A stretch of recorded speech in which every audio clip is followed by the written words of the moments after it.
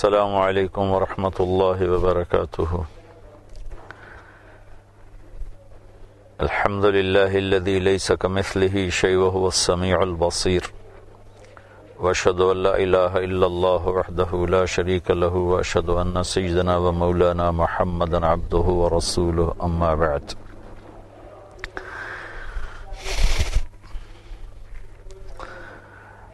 محترم سامعین، ایک بات آپ سب کی خدمت میں عرض کرنا چاہتا ہوں۔ چند دن پہلے میرے بیٹے عاصم کا ولیمہ تھا، تو اس مناسبت سے ایک بات میں نے وہاں ولیمے میں عرض کی تھی، وہی آپ سے بھی شیئر کرنا چاہتا ہوں۔ انسانی رشتوں میں جو سب سے اہم رشتہ ہے اور سب سے نازک رشتہ ہے اور سب سے بڑا رشتہ ہے، وہ میاں بیوی کا ہے۔ ہم یہ دیکھتے ہیں کہ اللہ تعالیٰ نے انسانیت کی ابتدا میاں بیوی سے فرمائی، آدم علیہ السلام اور حوا علیہ السلام، ان کا بنیادی رشتہ میاں بیوی کا قائم فرمایا۔ اس سے پھر آگے رشتے وجود میں آئے۔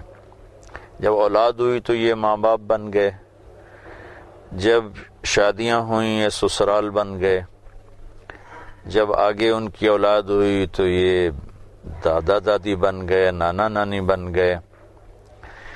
تو بنیادی رشتہ جو ہمیں نظر آتا ہے بنی نوع انسان میں، وہ میاں اور بیوی کا ہے۔ اور پھر میں نے غور کیا تو انتہا پر جا کر بھی یہی رشتہ نظر آتا ہے کہ جنت میں اللہ تعالیٰ اپنے فضل کرم سے ہم سب کو پہنچائے، ساری کلمہ گو امت کو اللہ تعالیٰ پہنچائے۔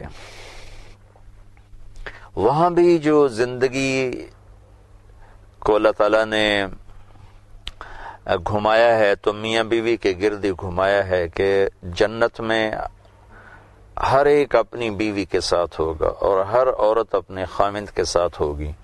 ویسے تو آپس میں ملنا ملانا، قریب قریب رہنا، سب کچھ ہوگا۔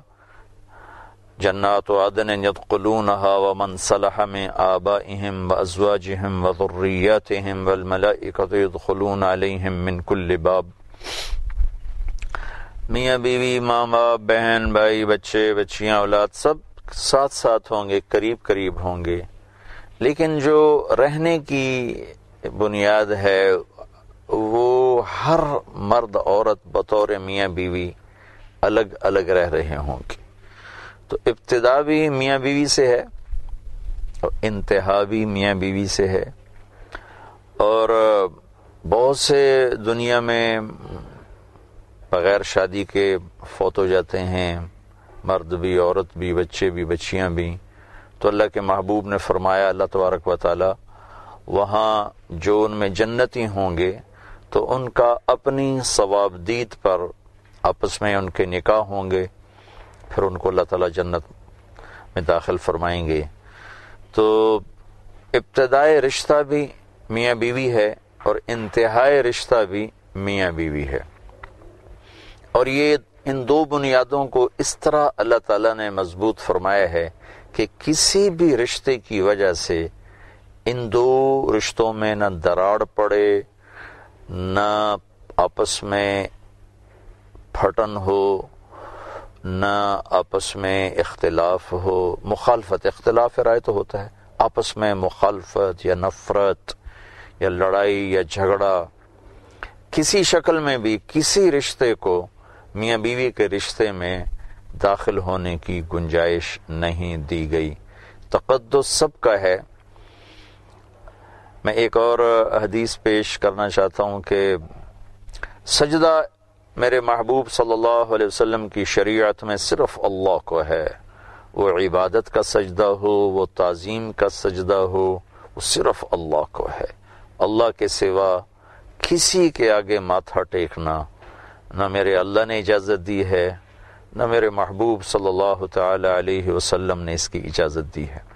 لیکن ایک عجیب بات آپ نے فرمائی آپ باغ میں تشریف لے گئے ایک انصاری کے، تو اونٹ کی آپ پہ نظر پڑی تو وہ دوڑتا ہوا آیا اور آپ کو سجدہ کیا۔ تو صحابہ نے عرض کی یا رسول اللہ، یہ اونٹ آپ کو سجدہ کر رہا ہے تو ہم نہ آپ کو سجدہ کریں؟ تو اس پر آپ نے فرمایا کہ میری شریعت میں اللہ کے سوا اور کسی کے لیے سجدہ جائز نہیں، ہاں اگر میں سجدے کی اجازت دیتا تو میں بیوی سے کہتا اپنے خامد کو سجدہ کرے۔ اس کو آپ یوں بھی فرما سکتے تھے کہ میں اولاد سے کہتا ماں باپ کو سجدہ کرے، میں بیٹے سے کہتا کہ وہ ماں کو سجدہ کرے، باپ کو سجدہ کرے، باقی جتنے بھی رشتے ہیں وہ ساری بڑے مقدس ہے، اور ماں باپ کا رشتہ سب سے مقدس ہے۔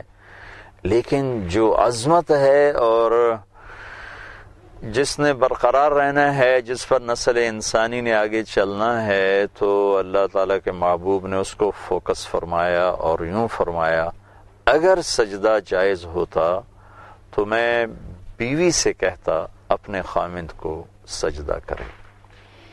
لیکن اس وقت ہمارے ماحول میں یہ دو رشتے خارجی رشتوں کی وجہ سے بڑے متاثر ہو رہے ہیں۔